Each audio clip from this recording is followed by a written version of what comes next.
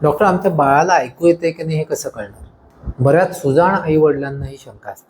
ही एक रास्त शंका आहे, कारण बाळाला ऐकू येते की नाही येते हे तसं नुसतं बघून सांगणं जरा असं कठीण असतं. त्याच्यावर एक उपाय असा असतो की आम्ही काही वेळा घंटी वाजवून बघतो आणि बाळ त्याकडे बघतंय का बघतो.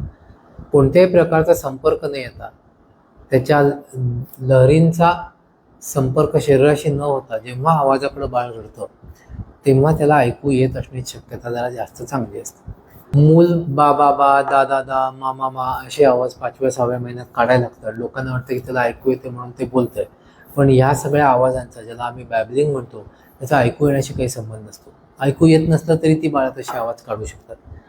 त्यामुळं बाळाला ऐकू येते की नाही येते याच्यासाठी सर्वोत्तम उपाय म्हणजे ज्याला आम्ही हिअरिंग स्क्रीनिंग म्हणतो ते. जन्माला आलेल्या प्रत्येक बाळाचं पहिल्या 1 ते 2 महिन्याच्या आत एक OAE म्हणजे ऑटो अकॉस्टिक इमिशन नावाची एक छोटीशी तपासणी येते, ज्याला 5 मिनिटं लागतात. ती तपासणी करून घेतली तर आपल्याला बाळाला ऐकू येते का नाही याचा अंदाज येतो.